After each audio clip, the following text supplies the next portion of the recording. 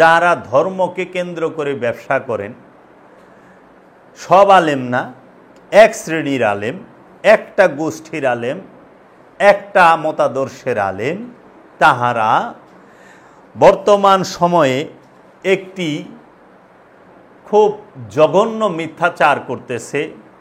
সেই মিথ্যাচারটি হচ্ছে সাধারণ মানুষকে উত্তেজিত করার জন্য, সাধারণ মানুষকে উস্কানি দেবার জন্য একটি শব্দ তারা সচরাচর ব্যবহার করে থাকে। যখনই সালাত সম্পর্কে কোনো কথা বলা হয় দর্শনগত, তখনই তারা এই বাক্যটি উচ্চারণ করে থাকে। যখনই দায়মি সালাত এবং ওয়াক্তি সালাতের পার্থক্য দেখানো হয়, তখন এই উচ্চারণটি করে থাকে। এবং তার প্রমাণ হচ্ছে, আমি বিগত 2018 সালের একটি ভিডিওতে, একটি ওয়াজে বলেছিলাম যে সারা কোরআনুল মাজিদে আমি 5 ওয়াক্ত নামাজের সরাসরি কোনো দলিল পাইনি। আমি 5 ওয়াক্ত নামাজ সম্পর্কে কোরআনুল মাজিদে স্পষ্ট কোনো দলিল নাই এবং এর প্রয়োগ পদ্ধতিও বলা হয় নাই। এবং এই 5 ওয়াক্ত নামাজের সম্পর্কে সরাসরি কোনো আয়াত কোরআনে আমি পাই নাই। কিন্তু আমি কোরআনে দায়মি সালাত সম্পর্কে 82টি আয়াত পেয়েছি। সালাত শব্দটি আছে কোরআনে 38টি সূরার মধ্যে 82টি আয়াতে। এই 82 আয়াতেই দায়মি সালাত সম্পর্কে স্পষ্টভাবে বলা হয়েছে এবং এই দায়মি সালাত সম্পর্কে বিস্তারিত বলা হয়েছে এবং দায়মি সালাতের প্রয়োগ পদ্ধতিও বলা হয়েছে।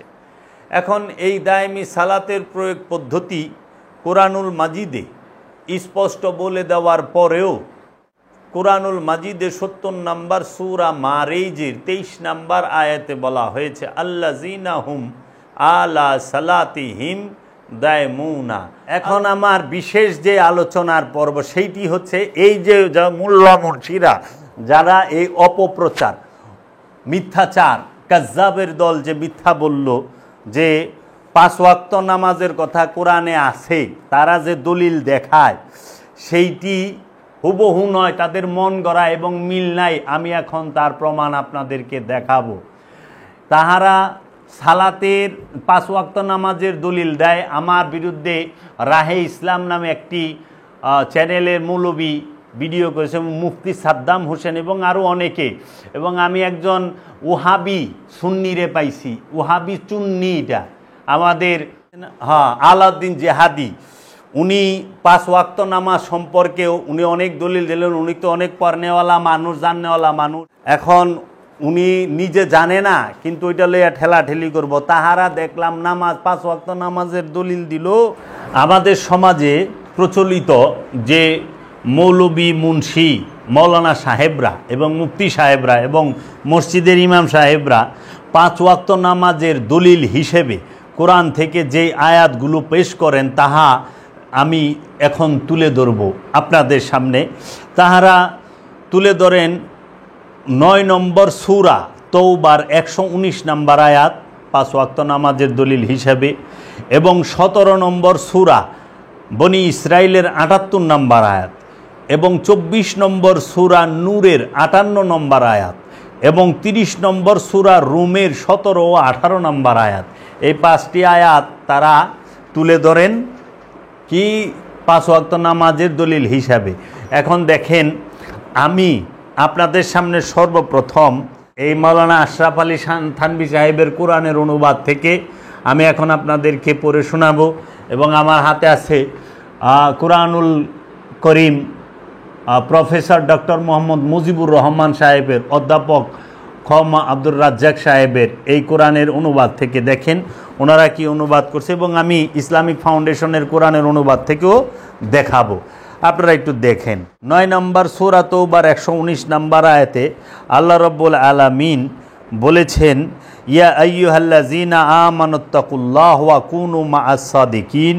অর্থ হবে, হে আমানুগণ, হে ঈমানদারগণ, যারা ঈমান এনেছ, আল্লাহকে ভয় করো এবং সত্যপথের প্রতীকদের সাথে থাকো। আর এইখানে উনি অনুবাদ করছেন মাওলানা আশরাফ আলী থানভী, হে ওই সব লোক যারা ঈমান এনেছো, আল্লাহকে ভয় করো এবং সত্যপথের প্রতীকদের সাথে থাকো। এখন আসেন মুজিবুর রহমান সাহেব কোরআনুল করিমে উনি কি অর্থ করছে সূরা তওবার 119 নম্বর আয়াতে। এইখানে উনি অর্থ করছেন ইয়া আইয়ুহাল্লাযীনা আমানুত্তাকুল্লাহা ওয়া কুনু মা'আস সাদিকিন, হে মুমিনগণ। প্রথমেই ভুল। কোরআনে আরবিতে আছে ইয়া আইয়ুহাল্লাযীনা আমানু, বাংলা অর্থ করছে হে মুমিনগণ, পাল্টায় দিছে হে মুমিনগণ বলছে। আচ্ছা, আমানু আর মুমিন কি এক? আমানু আরবি শব্দ, মুমিনও আরবি শব্দ। আমানু আরবি শব্দ দিয়া মুমিন বাংলা অর্থ কিভাবে করলেন? আমানু আরবি, মুমিনও আরবি। আমানু অর্থ বিশ্বাসী, মুমিন অর্থ বিশ্বাসী। আমানু হচ্ছে সাধারণ বিশ্বাসী, মুমিন হচ্ছে পরিপূর্ণ বিশ্বাসী। আমানু হচ্ছে সাধক মুসল্লি, আর মুমিন হচ্ছে ইমাম।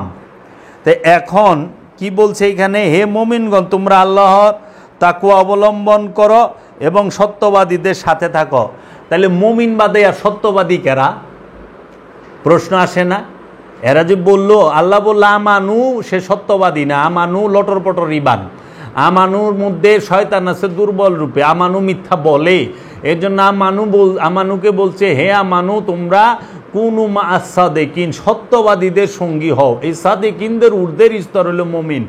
এরা মুমিন রেখেছে সত্যবাদীর সঙ্গে। তে মুমিন কোন সত্যবাদীর লগে থাকবো? মুমিন বাদে সত্যবাদী কে আছে? মুমিন, রসুল, নবী, মুমিনগণদের থেকে রসুল নির্বাচন করা হয়।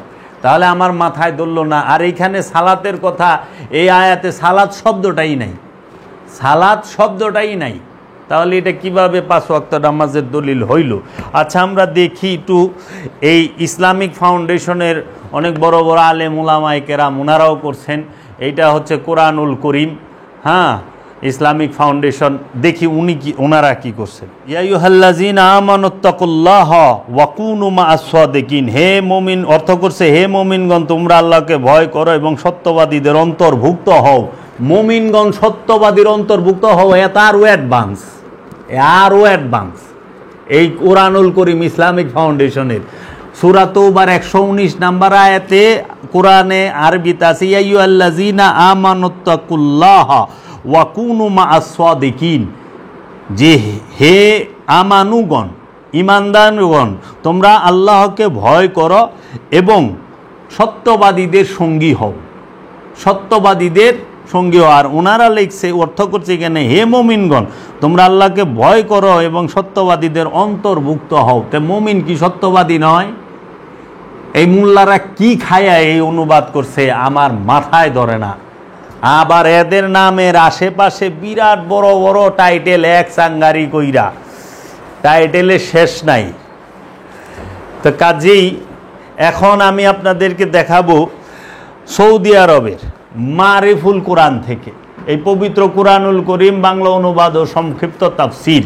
এটা সৌদি আরবের বাদশা কর্তৃক অনুবাদকৃত, হাজিদেরকে এইটা ফ্রিতে দেওয়া হয়। এইখানে দেখি সূরা তওবার 119 নম্বর আয়াতে বলছে হে ঈমানদারগণ, আল্লাহকে ভয় করো এবং সত্যবাদীদের সাথে থাকো। বাহ, ধন্যবাদ জানাই, একে ধন্যবাদ জানাই, খুব সুন্দর অনুবাদ করছেন। হে ঈমানদারগণ, সত্য, তোমরা আল্লাহকে ভয় করো এবং সত্যবাদীদের সঙ্গী হও। এই মারিফুল কোরআনের এই আয়াতের অর্থটা সুন্দর করছে। এখন এই যে বাকি, তাহলে দেখলেন একই আরবি আয়াত, একরকম আয়াত। আমি কয়টা অনুবাদ দেখাইলাম আপনাদের? 4-5টার মতো অনুবাদ দেখাইলাম। এই 4টার মধ্যে আমরা পাইলাম হইল 3 রকম। 4টা অনুবাদে পাইলাম 3 রকম। আমার এখানে আরও সময় স্বল্পতার কারণে ভিডিও লম্বা হবে, নাহলে আমি 20টা অনুবাদ দেখাইতে পারবো এরা কি করছে। এরপরে আসেন যে 17 নম্বর সূরা বনি ইসরাইলের 78 নম্বর আয়াতে এই ওহাবি সম্প্রদায়, খারিজি সম্প্রদায়, সালাফি সম্প্রদায়ের মৌলবী মুন্সিরা, তাহারা এই সূরা বনি ইসরাইলের 78 নম্বর আয়াতকে 5 ওয়াক্ত নামাজের সবচেয়ে বড় দলিল হিসাবে ধরে এবং মুতাজিলা ফেরকার অনুসারী, তার নাম হচ্ছে আল্লামা জামাকসুরি। তিনার তফসিরের নাম হচ্ছে তফসিরে কাশাফ। এই তফসিরে কাশাফে উনি এই সূরা বনী ইসরাইলের ৭৮ নম্বর আয়াতকে ৫ ওয়াক্ত নামাজের দলিল হিসাবে ধরেছেন। এখন আমরা একটু সূরা বনী ইসরাইলের ৭৮ নম্বর আয়াতটা পাঠ করি, দেখি এইখানে ৫ ওয়াক্ত নামাজ, সালাতুল ফজর, সালাতুল জুহুর, সালাতুল আসর, সালাতুল মাগরিব, সালাতুল ইশা আছে কি না। এখন আমি সূরা বনী ইসরাইলের ৭৮ নম্বর আয়াতটি পাঠ করতেছি। ১৭ নম্বর সূরা বনী ইসরাইল, আয়াত নাম্বার ৭৮। আপনারা মন দিয়ে শুনবেন। আকিমুস সালাত লিদুলিকি শামসে ইলা গাসাকিল লাইলি ওয়া কুরআনাল ফাজরে ইন্না কুরআনাল ফাজরে কানা মাশহুদা। এটার হুবহু অর্থ হচ্ছে আকিমুস সালাত, সালাত কায়েম করো, লিদুলিকি শামসে, সূর্য ঢলে যাবার কারণে, ইলা গাসা কিল্লাইলে, রাত্রি অন্ধকারের দিকে, ওয়া কুরআন আল ফাজরে, এবং ভোরের কোরআন, ইন্না কুরআন আল ফাজরে কানা মাশহুদা, নিশ্চয়ই ভোরের কোরআন হয় প্রমাণিত। এই সূরা বনী ইসরাইলের ৭৮ নম্বর আয়াত। এই আয়াতের মধ্যে আকিমুস সালাত, এই সালাত শব্দটা আছে একবার। আকিমুস সালাত শব্দটা আছে একবার। আচ্ছা, লিদুলিকি শামসে, লিদুলিকি শামসে, শামস মানে সূর্য, লিদুলিকি মানে হচ্ছে ঢলিয়া পড়া, ঢলিয়া যাওয়া, ইলা মানে দিকে, গাসাকিল মানে অন্ধকারের, লাইলে মানে রাত্রের। সূর্য যখন ঢলিয়া পড়ে রাতের অন্ধকারের দিকে, ওয়া কুরআন আল ফজরে, ওয়া এবং কোরআন ফজরে মানে ভোরের, ইন্না কোরআন আল ফজরে নিশ্চয়ই ভোরের কোরআন, কানা হয় মাশহুদা প্রমাণিত। এই মাশহুদা শব্দের অর্থ হলো প্রমাণিত। তাহলে এই আয়াতের মধ্যে সালাত শব্দটা আছে একবার, শামস শব্দটা আছে একবার, গাসাকিল শব্দটা আছে একবার, লাইলে শব্দটা আছে একবার, কোরআন শব্দটা আছে দুইবার, ফজরে শব্দটা আছে দুইবার, মাশহুদা শব্দটা আছে একবার। তাহলে এইখানে আপনারা সালাত জুহুর পাইছেন না, ফজর সালাতুল ফজর পাইছেন না, পাইছেন কি কুরআনুল ফজর। এরা কি করছে, কোরআনকে বাংলা অনুবাদ করছে হইল সালাত মানে নামাজ। কোরআন অর্থ কি নামাজ, এইটা তো এরা ডিকশনারি করে দিছে, মানে শব্দই সাতিয়ান্নাস করে দিছে। কোরআন অর্থ কি নামাজ, কোরআনের বাংলা অর্থ কি নামাজ। সালাতও আরবি শব্দ, কোরআনও আরবি শব্দ। তো এই কোরআনের আর বাংলা অর্থ সালাত করলেন কেমনে, কোরআনের বাংলা অর্থ নামাজ করলেন কেমনে?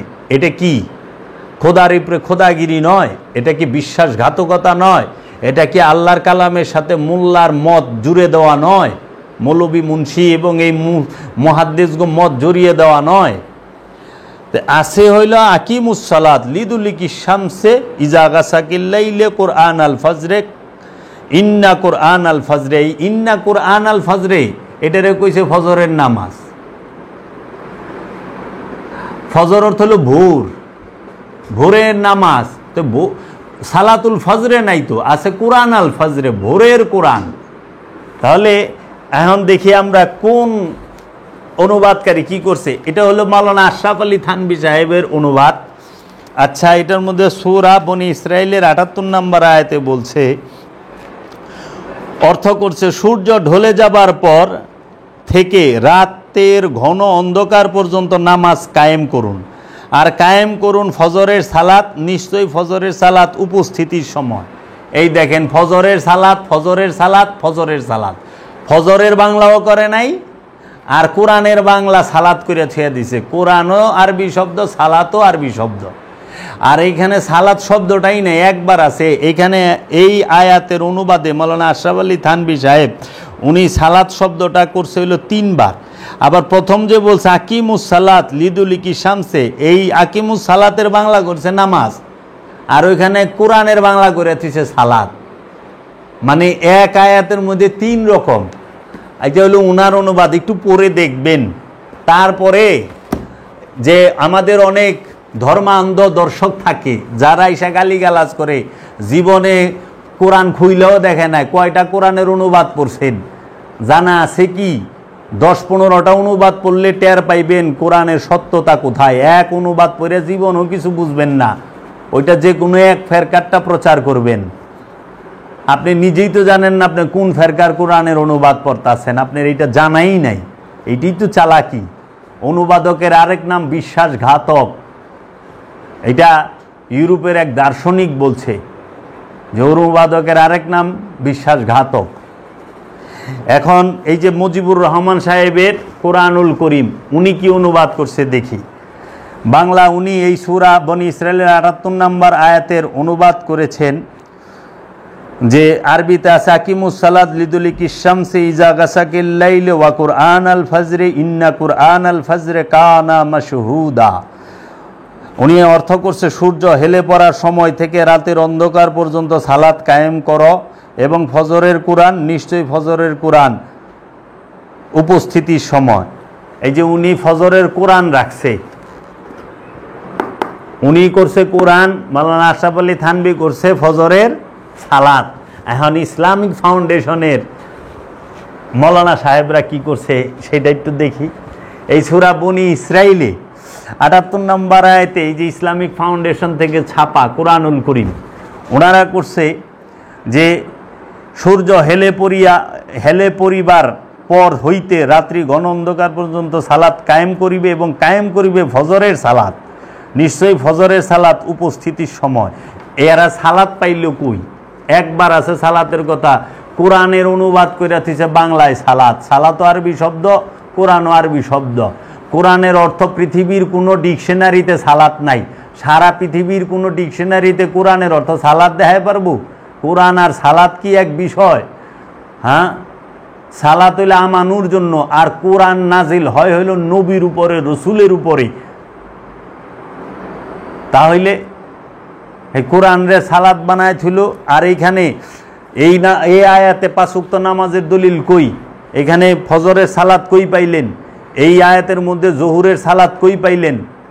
এই আয়াতের মধ্যে আসরের সালাত কই পাইলেন? এই আয়াতের মধ্যে মাগরিবের সালাত কই পাইলেন? এই 78 নম্বর আয়াতে সূরা বনী ইসরাইলের এক জায়গায় তো সালাতুল ইশা নাই, একটা জায়গায়ও নাই সালাতুল ফজরে, সালাতুল জোহর, সালাতুল আসর, সালাতুল মাগরিব, সালাতুল ইশা নাই তো। আছে আকিমুস সালাত, সালাত কায়েম করো।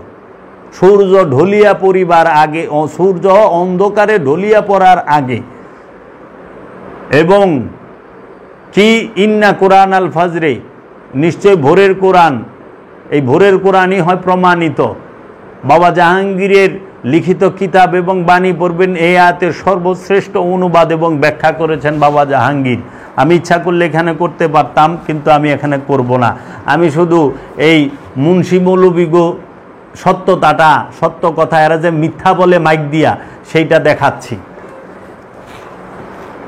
ওই সৌদি আরবেরটা দাও, উনি কি কইছে। এখন এই সূরা বনী ইসরাইলের 78 নম্বর আয়াতে 5 ওয়াক্ত নামাজে সরাসরি কোনো দলিল পাই নাই। এটা যাহারা বলে তাদের মন গড়া ব্যাখ্যা।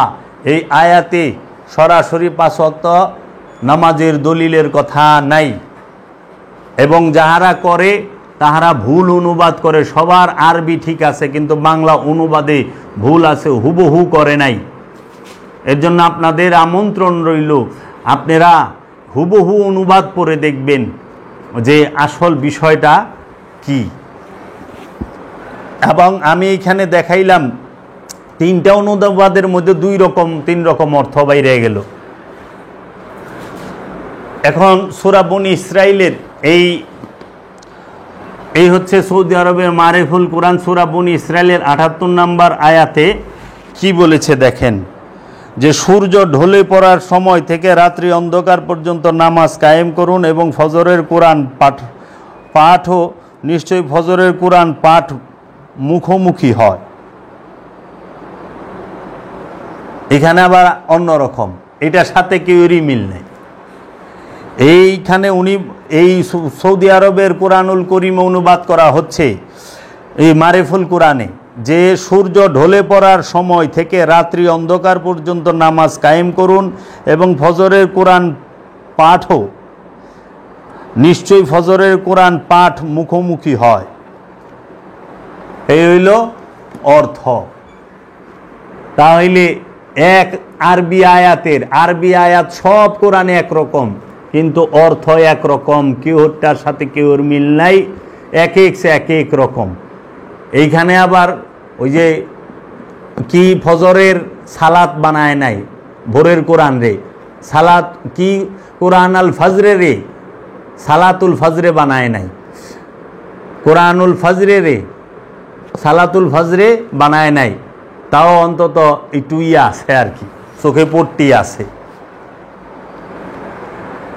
এরপরে আমরা আসি যে মৌলভী সাহেবরা 24 নম্বর সূরা নূরের 58 নম্বর আয়াতে বলেছেন। হ্যাঁ, সেই সূরা নূরের 58 নম্বর আয়াত আমরা একটু দেখি। আমরা সেই আয়াতটি এখন পাঠ করব এবং বিশ্লেষণ এবং গবেষণা করে দেখব আরবিতে কি বলা আছে এবং এর অনুবাদ কি করা হয়েছে, অর্থ কি করা হয়েছে। এর হুবহু অর্থটি হচ্ছে, হে আমানুগণ, যাহারা তোমাদের ডান হাতের অধিকারভুক্ত এবং তোমাদের মধ্যে যাহারা বালেগ প্রাপ্ত হয় নাই, তাহারা তোমাদের অনুমতির জন্য 3 সময় অপেক্ষা করিবে, ফজরের সালাতের পূর্বে এবং গরমের সময় দুপুরে যখন তোমাদের পোশাক খুলিয়া রাখো এবং এশার সালাতের পর। এখন আমরা দেখব যে এই আয়াতের অর্থটি অন্য যে কোরআনের অনুবাদ আছে, যেরকম মাওলানা আশরাফ আলী থানভী সাহেবের কোরআন এবং ইসলামিক ফাউন্ডেশনের সৌদির মারিফুল কোরআন, সেখানে কি বলা হয়েছে, ইয়া আইয়ুহাল্লাযীনা আমানু লিয়াস্তাযীনুকুমুল্লাযীনা মালাকাত আইমানুকুম ওয়াল্লাযীনা লাম ইয়াবলুগুল হুলুমা মিনকুম সালাসা মাররাতি মিন ক্বাবলি সালাতিল ফজরি ওয়া হিনা তাদউনা সিয়াবাকুম মিনাজ যাহিরাতি ওয়া মিন বা'দি সালাতিল ইশাই সালাসু আওরাতিল্লাকুম লাইসা আলাইকুম ওয়ালা আলাইহিম জুনাহুম বা'দাহুনা তাওয়াফুনা আলাইকুম বা'দুকুম আলা বা'দু কাযালিকা ইউবাইয়িনুল্লাহুম লাকুমুল আয়াত ওয়াল্লাহু আলিমুল হাকীম। এর অর্থ করেছেন, তোমাদের দাস দাসী ও নাবালক সন্তানরা যেন 3 সময় অনুমতি নিয়ে তোমাদের কক্ষে প্রবেশ করে, ফজরের নামাজের আগে, দুপুরে যখন তোমরা কাপড় খুলে রাখো, ওই এশার নামাজের পর। এই 3 সময়ে তোমাদের গোপনীয়তার সময়। এই 3 সময় ছাড়া যদি তারা বিনা অনুমতিতে প্রবেশ, তাহলে তোমাদের কোনো দোষ হবে না, তাদেরও না। তোমাদের একের অপরের কাছে তো যাতায়াত করতেই হয়। এভাবে আল্লাহ তোমাদের জন্য তার আয়াতসমূহ স্পষ্টভাবে বিবৃত করে থাকেন। আর আল্লাহ মহাজ্ঞানী ও মহা কৌশলী। এইখানে আমরা 2টা জিনিস পাচ্ছি, সেটা হলো সালাতুল ফজরি আর সালাতুল ইশাই, এই 2। এইখানে বলা হচ্ছে নাবালেগ এবং যারা বালেগ এবং তারা যেন দাস দাসী, তারা যেন দুপুরের সময় যখন ঘরে প্রবেশ করে তোমাদের, তখন যেন তারা ওয়াজ করে অনুমতি নিয়ে ঢোকে। কেন?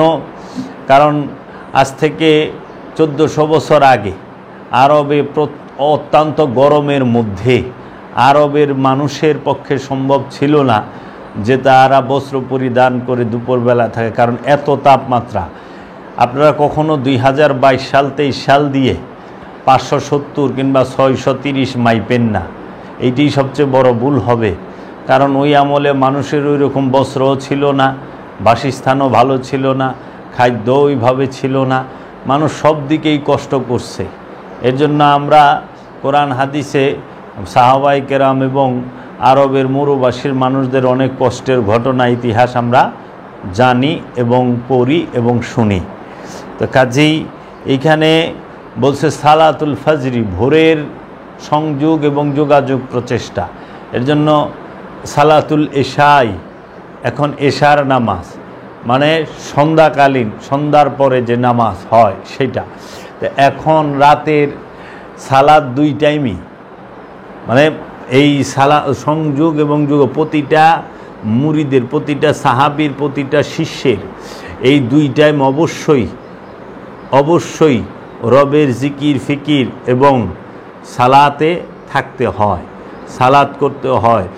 সাধারণের জন্য এবং অন্য সকল মানুষদের জন্য এই দুই টাইম অবশ্যই, ভোরের কর্মের শুরুতে এবং কর্মের শেষে, নিদ্রার আগে এই সালাত সংযোগ করতে হয়। নিদ্রা থেকে উঠে সালাত করতে হয় এবং নিদ্রায় যাওয়ার আগে সালাত করতে হয়, সংযোগ করতে হয়, আল্লাহর রসুলকে এবং রব্বুল আলামিনকে স্মরণ করতে হয়, যোগাযোগ করতে হয়। এবং এই কর্মের আগে সালাত দিয়ে কর্ম শুরু এবং কর্মের শেষেও সালাত দিয়ে কর্ম শেষ, এবং নিদ্রার আগেও সালাত দিয়ে নিদ্রায় যাওয়া এবং নিদ্রা থেকে উঠেও সালাতের মাধ্যমে রব্বুল আলামিনের সাথে যোগাযোগের চেষ্টা কায়েম রাখা।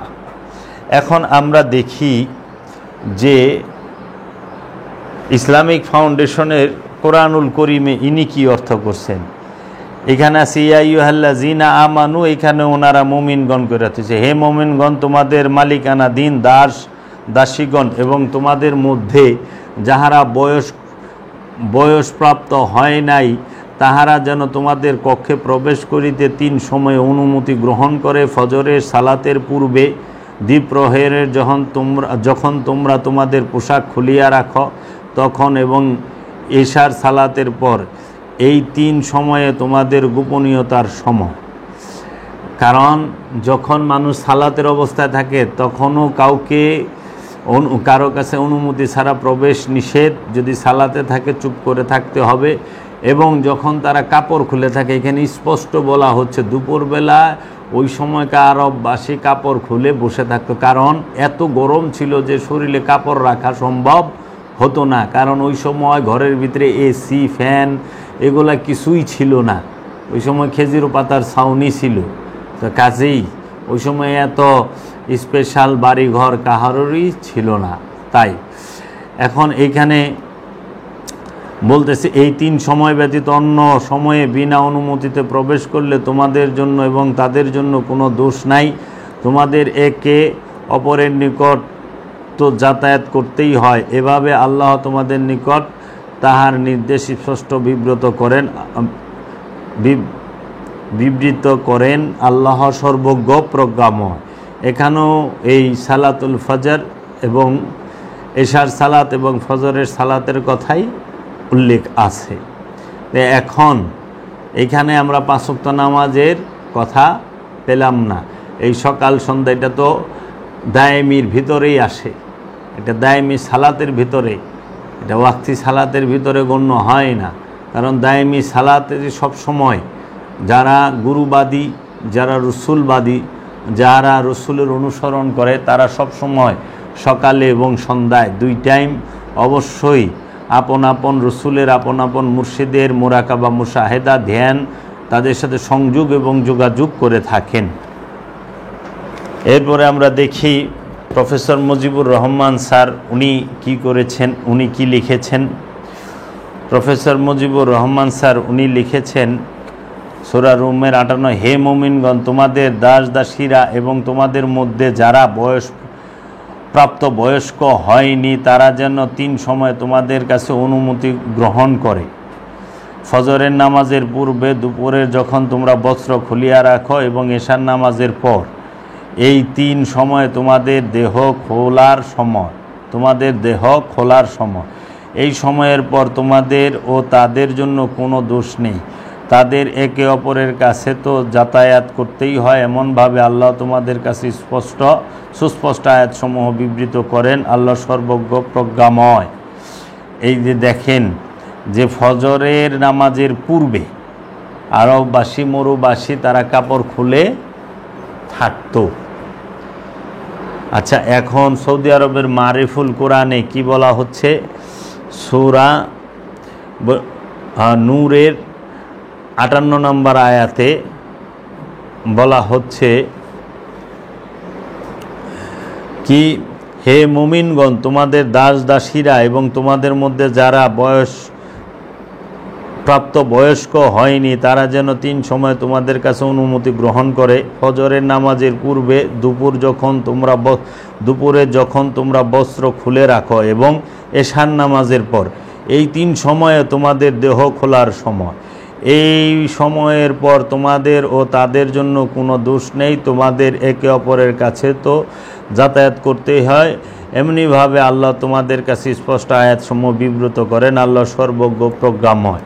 দেখেন এইখানেও তাই, 3 সময় বস্ত্র খোলার সময় কখন? ফজরের সালাতের পূর্বে, দুপুরে এবং এশার নামাজের পরে বস্ত্র খুলে যখন রাখো। আমি এটার বিস্তারিত ব্যাখ্যা করলাম না। এইখানে সালাতের কথাটা এটা তো বলে নাই যে সালাত করো, বলছে যে এই 3 টাইমের পূর্বে তোমরা প্রবেশ করবা না ঘরে অনুমতি ছাড়া। এইটার অন্য সময় একটা ব্যাখ্যা করা যাব। এখানে বেশি যারা বিবস্ত্র অবস্থায় থাকে এবং আপনার এইখানে স্বামী স্ত্রীর মিলনের বিষয়টাকে ইঙ্গিত করা হয়েছে।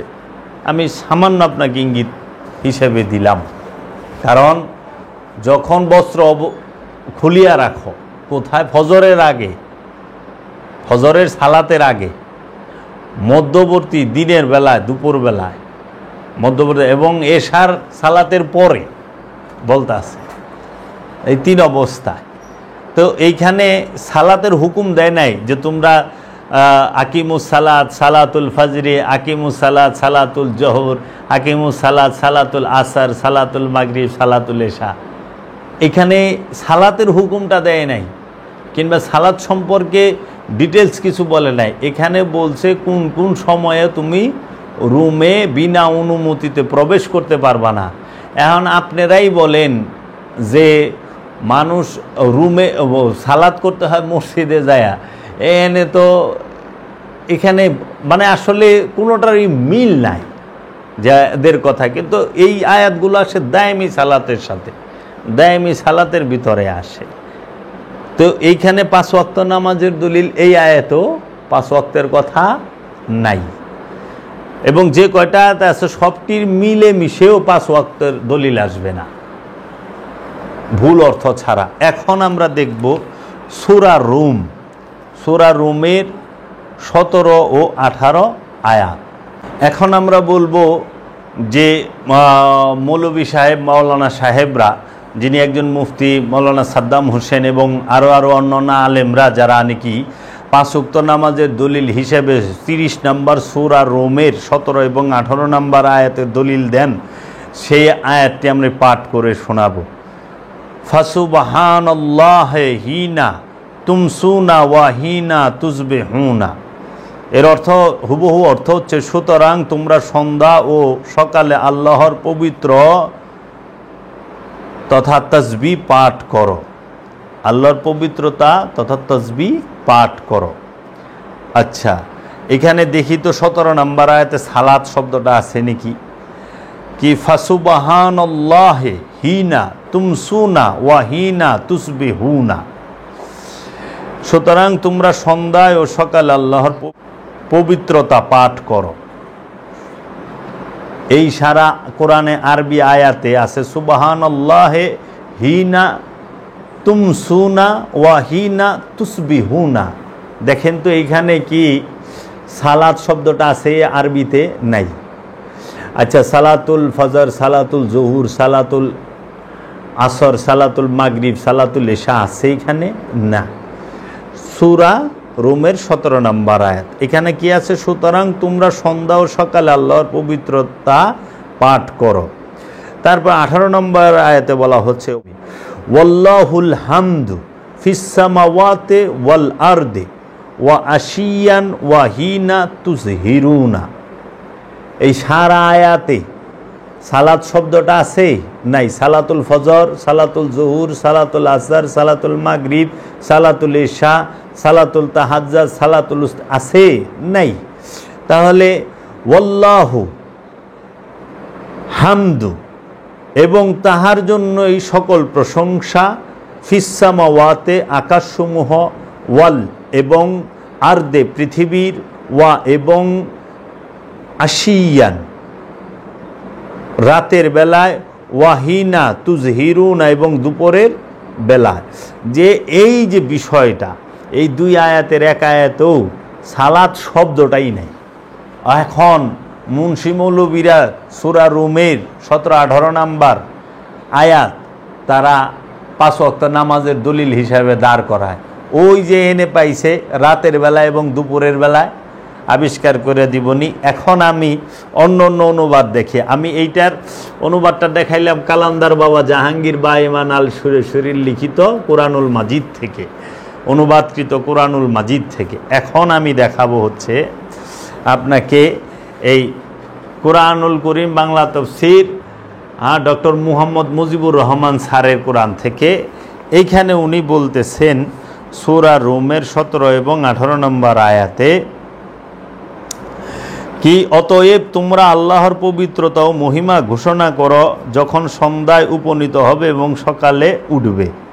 এবং 18 নম্বরে বলতেছে, আর অপরাহে ও জহুরের সময় আর আসমান ও জমিনের সকল প্রশংসা একমাত্র তারই। তো এইখানে সালাতের উল্লেখ তিনি করেন নাই। আচ্ছা, ইসলামিক ফাউন্ডেশন এই কুরআনুল করিম উনি কি করেছেন যে সুতরাং তোমরা আল্লাহর পবিত্রতা ও মহিমা ঘোষণা করো সন্ধ্যায় ও প্রভাতে। 18 নম্বর আয়াতে বলছেন এবং অপরাহে ও জহুরের সময় আর আকাশ ও পৃথিবীতে সকল প্রশংসা তো তারই। এটাও ঠিক একই রকমই করেছেন। এখন সৌদি আরবের মারিফুল কোরআন 17 নম্বর আয়াতে করছেন, অতএব তোমরা আল্লাহর পবিত্রতা স্মরণ করো সন্ধ্যায় ও সকালে এবং অপর রাহে ও মধ্যাহ্নে, নবমণ্ডল ও ভূমণ্ডলের তারই প্রশংসা। আচ্ছা, মাওলানা আশরাফ আলী থানভী সূরা রুমের 17 এবং 18 নম্বর আয়াতের অনুবাদ করেছেন কি, ফাসুবহানাল্লাহি হিনা তুমসুনা ওয়া হিনা তুসবিহুনা। সুতরাং যখন তোমাদের সন্ধ্যা হয় এবং যখন তোমাদের সকাল হয় তখন তোমরা আল্লাহ তসবিহ করো। ওয়ালাহুল হামদু ফিস সামাওয়াতি ওয়াল আরদি ওয়া আশিয়া ওয়া হিনা তুজহিরুন। আসমান ও জমিনের সকল প্রশংসাই তার জন্য, তোমরা সন্ধ্যায় ও যখন তোমাদের কাছে জোহরের সময় এসে যায় তখন তার তসবিহ করো।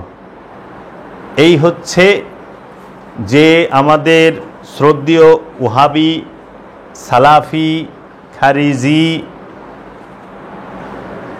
যে মৌলবী ভাই সাহেবরা আছেন এবং শ্রদ্ধেয় গোলাপি ওহাবি পীর সাহেবরা, পীর সাহেবগোর মধ্যেও দুই প্রকার আছে। একটা হলো ওহাবি পীর আর একটা হলো গোলাপি ওহাবি পীর, আরেকজন হলো ওলিয়ে কামেল। ওলিয়ে কামেল সে তো দায়মি সালাত করে, কিন্তু গোলাপি ওহাবি পীর আর ওহাবি পীর সাহেবরা তাহারা কি করে, এই 5 ওয়াক্ত নামাজের দলিলে এই আমি যে সমস্ত আয়াতগুলোর কথা বললাম এগুলোই দাঁড় করায়। যেরকম সূরা তাওবার 119 নম্বর আয়াত, সূরার নূরের সূরা বনী ইসরাইলের 78 নম্বর আয়াত, সূরা নূরের 58 নম্বর আয়াত, সূরা রুমের 17-18 নম্বর আয়াত, এগুলোকে এখন ওহাবি পিসাব কেন বললাম? ওহাবি পীর তো চিনন যায়, কিন্তু গোলাপি ওহাবি চিনন যায় না, যেটি সুন্নি লেবাসে সুন্নির নাম ব্যবহার কইরা ওহাবি কার্যক্রম চালায় তারা। এখন এই যে সালাত সম্পর্কে আমাদেরকে যে ভুল অর্থ এবং ভুল অনুবাদ করে ভুল শিখাচ্ছে, দেখুন সালাত অবশ্যই অবশ্যই অবশ্যই পালন করতে হবে, কায়েম করতে হবে এবং দায়েম করতে হবে। অনেক পীর মাশায়েখরা বলে মারফতি নামাজ পড়ি, এইটা সম্পূর্ণ ভুল। এবং ওয়াহাবিরা বলে একমাত্র সালাতই ওয়াক্তি সালাত, এইটাও ভুল। কারণ কোরআন দর্শনে এবং হাদিস শরীফের এবং মহানবীর জীবনী থেকে আমরা পাই দায়মি সালাতের স্পষ্ট দলিল, কিন্তু ওয়াক্তি সালাতের 5 ওয়াক্ত নামাজের স্পষ্ট দলিল কোরআনে আমরা পাই না, কোরআন গবেষণা করে পাই নাই, এবং হাদিস শরীফে পাই 5 ওয়াক্ত নামাজের দলিল। কিন্তু আমরা মহানবীর যে জীবন পরিচালনা প্রয়োগ পদ্ধতি সেখানেও আমরা 5 ওয়াক্ত নামাজের দলিল স্পষ্ট পাই না, কিন্তু দায়েমির পাই। কিভাবে? মহানবী 15 বছরে 1 মাস 19 দিন হেরা পর্বতে মুরাকাবা মুশাহেদা আত্মনিয়োগ করেন, নিজে অবস্থান করেন। তার সেবক হিসেবে মাওলা আলী ছিলেন, মা খাদিজাতুল কুবরা ছিলেন উম্মুল মুমিনিন। এখন বিষয়টা হলো এই দায়েমি সালাত করার সঙ্গে সঙ্গে এই দায়েমি সালাতের পরেই মহানবী দেখিয়ে দিয়েছেন, যখন তোমরা একটানা এরকম 15 বৎসর ধ্যান সাধনা করবা, তখন দেখবা যে তোমাদের মাঝে রুহুল আমিনের আগমন হবে, কোরআন নাজিল হবে, আত্মদর্শন হবে, রুহের দর্শন হবে, আত্মার দর্শন হবে, পরমের দর্শন হবে, রবের দিদার লাভ করবে, এবং তোমাদের কাছে মেরাজ হবে এই সালাতের মাধ্যমে। তো এই বিষয়গুলো আমরা দেখতে পাই যে ওয়াক্তি সালাতের মাধ্যমে আল্লাহর হাবিব পাননি। আর যাহারা বলে মহানবী ওয়াক্তি সালাত করেছেন, মহানবীর জন্য কোনো সালাত নাই। মহানবী আগমনের পূর্বেই নবী এবং রসুল এবং অলি এবং আব্দুহু।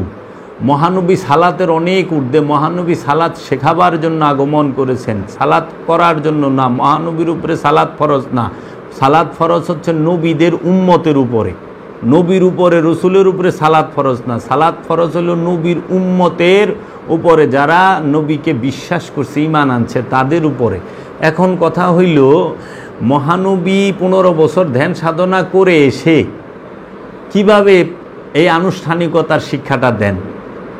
এটা কি আসে? আনুষ্ঠানিকতা তো একটা গোত্রের জন্য, একটা গোষ্ঠীর জন্য, এটা সার্বজনীন না ওয়াক্তি সালাতটা, কিন্তু দায়েমি সালাতটা হচ্ছে সার্বজনীন, সবার জন্য। তো নবী রসুলগণ যাহা কিছু দান করেন সার্বজনীন বিষয়টাই দান করেন। আর 15 বছর ধ্যান সাধনা কইরা আইসা যদি 5 ওয়াক্ত নামাজ উম্মতকে দেয়, তাহলে এটা কেমন দেখায়, কেমন শোনা যে 15 বৎসরের ঊর্ধ্বে, 15 বৎসর 2 মাস ধ্যান সাধনা করার পরে, মুরাকাবা দায়েমি সালাত করার পরে আইসা 5 ওয়াক্ত নামাজ উম্মতকে দিলে। এবং সবচেয়ে মজার বিষয় হলো, মহানবী যে 15 বছর 2 মাস মুরাকাবা মুশাহেদা করছেন, এইটা মক্কায় থাকা অবস্থায়, মহানবী মক্কা শরীফে থাকা অবস্থা। এবং সালাতের যে আয়াতগুলো, এই যে সূরা বনী ইসরাইল, এটা তো মাক্কি সূরা, সালাতের হুকুম তো মক্কায় থাকতেই আসছে, মক্কায় থাকতেই নাজিল হয়েছে সালাতের আয়াতগুলো অধিকাংশ। এখন মহানবী 40 বছর বয়সে নবুয়ত প্রকাশ করলেন এবং 52 বছর বয়স পর্যন্ত কি করলেন? 51 বছর বয়স পর্যন্ত মহানবী মক্কায় রইলেন। মহানবী 52 বছর বয়সে গেলেন মদিনায়। মদিনায় যাওয়ার পরে মহানবী গেলেন মেরাজে। তাইলে মদিনায় তো আর হেরা পর্বত নাই যে মহানবী মদিনায় হেরা পর্বতে ধ্যান করো আর যাইব। তাহলে এই হিসাবগুলো যদি আমরা গবেষণা করি, এই বিষয়গুলো আমাদের কাছে অনেক কিছু ক্লিয়ার হবে। কেন এই মৌলবাদী সমাজ আনুষ্ঠানিক সালাতকে প্রাধান্য দেয়? কারণ দায়েমি সালাত করতে কোনো মৌলবী মাওলানা লাগে না, লাগে ওলিয়ে কামেল। ওলিয়ে কামেল আর মুরিদ দুইজনে এখানে সালাত করবে। তাই এই মৌলবী মুন্সির প্রয়োজন হয় না দায়েমি সালাতে। লাগে মুমিন, লাগে ওলিয়ে কামেল, লাগে গুরু। গুরুর সাথে ভক্ত দায়েমি সালাত করবে, সবসময় সংযোগ যোগাযোগের মধ্যে থাকবে, রবের সাথে সংযোগ যোগাযোগের মধ্যে থাকবে। তো তারা যাই না হইনা তো নিজের মাথায় বাড়ি দেওয়া পারে নাই দায়েমি সালাতের কথা প্রকাশ কইরা, নিজের পায়ে নিজে কুড়াল মারবো এই দায়েমি। তাহলে যদি দায়েমি সালাতের কথা তাহারা বলে, তাদেরকে মসজিদে কে ইমামতি দিবে, কে ইমাম রাখবে? ইমাম হিসাবে রাখবে না। এর জন্য আপনি দেখেন না, এই যে রমজান মাসের মধ্যে তারাবি মহানবী কোথায়, কবে, কিভাবে পড়ছে, এইটা কোরআন থেকে খুঁজে পায় না, হাদিসে খুঁজে পাইছে। তাও আবার সালাফিরা কয় জয়ীফ, সুন্নিরা কয় সহি, ওয়াহাবি কয় না এটা ঠিক নাই, দুর্বল অমুক, এক এক ফেরকা এক এক কথা বলে, আর এটা নিয়ে কত বড় বড় কিতাব বাহাসে বসে। কিন্তু মহানবী যে 15 বছর 1 মাস 19 দিন মোরাকাবা মুশাহেদা করলে, এটা তো সব সাহাবাই কেরাম জানে, এটা সবাই জানে। কিন্তু তারপরও এইটার কথা মোল্লারাও কইব না। এইটা লয়ে কোনো প্রতিযোগিতা নাই। কেন? দায়েমি সালাত করতে 2 জন হাফেজ লাগে না, কোনো মৌলবি মুন্সি লাগে না, লাগবো পীর। আর দায়েমি সালাত করলে কোনো ইনকামও নাই, এর জন্য এইটার কথাও নাই। তারাবি পড়াইতে তো 2 জন হাফেজ লাগবো, 2 জন হাফেজ মাস গেলে 10-20 হাজার টাকা পাইব মিনিমাম। এবং মাদ্রাসার 2 জন ছাত্র এক এক মসজিদে ঢুকতে আসে, এবং ওই পারপাসে একটু জাকাত ফেতরার টাকা পয়সাও আসে। তাহলে এইটার কথা কইব না, কইব কার কথা? সব কিছুর পিছনে তো স্বার্থটা থাকে। এর জন্য যারা রসুল তারা দায়েমি সালাত প্রচার করে, কারণ তাহারা নিঃশর্ত, তাহারা কাহারও কাছে বিনিময় আশা করে না। রসুল কাহারও কাছে বিনিময় আশা করে না, রসুলের বিনিময় রবের কাছে থাকে। এর জন্য ইয়াসিন সূরায় আল্লাহ বলতেছেন যে তোমরা তাকেই অনুসরণ করো যে তোমাদের কাছে কোনো বিনিময় এবং পারিশ্রমিক চায় না। তো কাজেই এই 5 ওয়াক্ত নামাজের দলিল আমরা কোরআন স্পষ্ট পাইলাম না। এখন কথা হচ্ছে, আমি 5 ওয়াক্ত সালাতের বিরোধীও নই, আনুষ্ঠানিকতার বিরোধীও আমি নই। আপনি এটা আসেন, আপনি করতে পারেন, এটা আপনার ব্যক্তি স্বাধীনতা। কিন্তু আমি এইটা বুঝাইতে চেষ্টা করছি, এইটা বলতে চেষ্টা করছি যে এই ওহাবি সালাফি মৌলবীরা, এই ওহাবিবাদীরা শুধু এক প্রকার সালাতের কথা বলে, ওয়াক্তি সালাতি বলে, দায়েমি সালাতটাকে সম্পূর্ণ অস্বীকার করে। অথচ দায়েমি সালাতের কথা সরাসরি কোরআনে সূরা মারইজে স্পষ্টভাবে আছে। আল্লাযীনা হুম আলা সালাতিহিম দায়েমুনা, সূরা মারইজ 23 নম্বর আয়াত, যে তাহারাই মুসল্লি যারা সর্বক্ষণ সালাতের উপরে দণ্ডায়মান থাকে, অবস্থান করে। তাহলে পরে এই ওয়াক্তি সালাত আপনি করবেন, করেন, আমার কোনো আফসোস নাই। আপনি দায়েমি অস্বীকার করেন কেন? এবং দায়েমি সালাতের কথা বললে আপনারা মিথ্যা বলেন কেন? এবং গালিগালাজ করেন এবং অপবাদ দেন যে তারা সালাত নাই, অস্বীকার করে। দায়েমি সালাতের কথা কোরআনে আছে স্পষ্ট, প্রয়োগ পদ্ধতির কথা কোরআনে আছে স্পষ্ট, দায়েমি সালাত স্বীকার করেন। হ্যাঁ, আমরা দায়েমি সালাতের কথা কোরআনুল মাজিদে পেয়েছি, আর আমরা ওয়াক্তি সালাতের কথা হাদিসে পেয়েছি। হাদিসে আমরা দায়েমি সালাতের কথা ওইভাবে পাই না, আর ওয়াক্তি সালাতের কথা আমরা কোরআনে ওইভাবে পাই না। এর জন্য কোরআনে ওয়াক্তি সালাতের কথা সরাসরি নাই। এখন সারা বিশ্বের সমস্ত মানুষজন ওয়াক্তি সালাত করে, এটা ভালো, কারণ সমাজটা তো তাও শৃঙ্খলার ভিতরে আছে। কারণ এই আনুষ্ঠানিকতা ছাইরা দিলেও দায়েমি সালাতটাকে চেনা যাবে না, বোঝা যাবে না। ওয়াক্তির মাধ্যমেই দায়েমিতে আসতে হয়। আর যাহারা বেশি আনুষ্ঠানিকতার উপরে জোর দেয় তারা সত্যকে হারিয়ে ফেলে, তারা সত্য খুঁজে পায় না। কারণ অনুষ্ঠানের ভিড়ে সত্য হারিয়ে যায়। বর্তমান সমাজের যে হাল হইছে, এই ওয়াক্তি সালাতটা হচ্ছে আনুষ্ঠানিকতা, রূপকতা, রূপক। এই আনুষ্ঠানিকতার ভিড়ে দায়েমি সালাতের কথা কেউই জানে না। মৌলবী সাহেব, পীর সাহেব শুনলে আসমান থেকে পড়ে, দায়েমি সালাত আবার কি? এখন আবার অনেক পীর সাহেব আছে, এরা আবার মারফতি সালাত বানাইছে, এরা বুঝেই না সালাত কি।